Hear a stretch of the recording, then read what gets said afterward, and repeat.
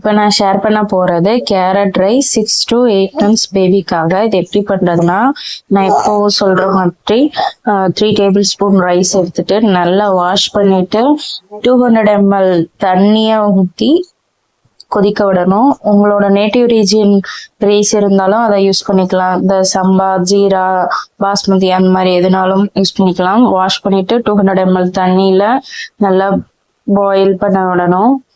இது பாயில் ஆகிறதுக்கு ஒரு 15 minutes எடுத்துக்கும்.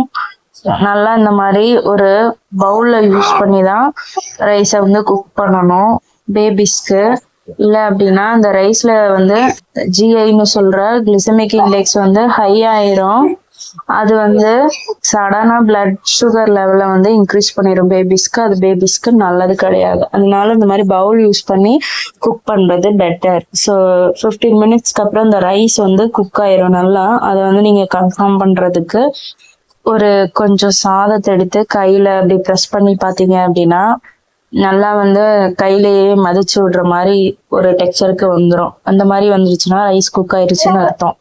இந்த மாதிரிதான் எடுத்து கையில இந்த மாதிரி ப்ரெஸ் பண்ணி பார்க்கணும். ஸோ ஓகே, இந்த மாதிரி ப்ரெஸ் ஆயிடுச்சு அப்படின்னா நீங்க ஸ்டவ் ஆஃப் பண்ணிட்டு அந்த ரைஸ் குக் ஆன ரைஸை அப்படியே பிளெண்டருக்கு மாத்தணும். எக்ஸ்ட்ராவா ஏதாச்சும் வாட்டர் லெஃப்டா இருந்துச்சுன்னா அதை கீழே ஊத்திட்டு ரைஸை மட்டும் போட்டுக்கிட்டா போதும்.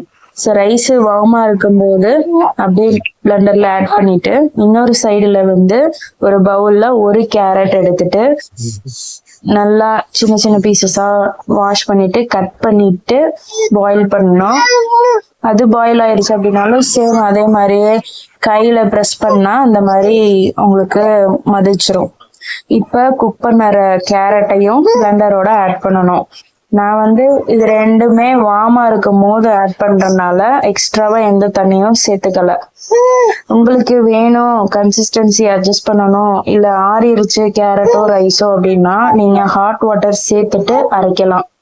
அரைச்சதுக்கு அப்புறம் அதோட ஃபைனல் வந்து இந்த மாதிரிதான் இருக்கும். நல்லா வந்து பிளெண்ட் ஆயிருச்சு.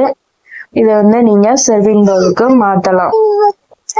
இதுல நீங்க அரைக்கும் போது 6 months பேபி அப்படின்னா நல்லா வந்து ஸ்மூத்தா இருக்கணும். அதுவே 7 month 8 monthsன்னு கிராஜுவலா இருக்கும் போது நீங்க கொஞ்சம் குருணையா இருக்கிற மாதிரி கூட நீங்க அரைச்சிக்கலாம். பேபி கம்ஃபர்டபுளா இருந்தா மட்டும். கடைசியா வந்து கீ ஒரு 1 ml கீ எந்த மீல்ஸா இருந்தாலும் வீக்லி ஒரு 2 to 3 times ஆட் பண்ணா பேபி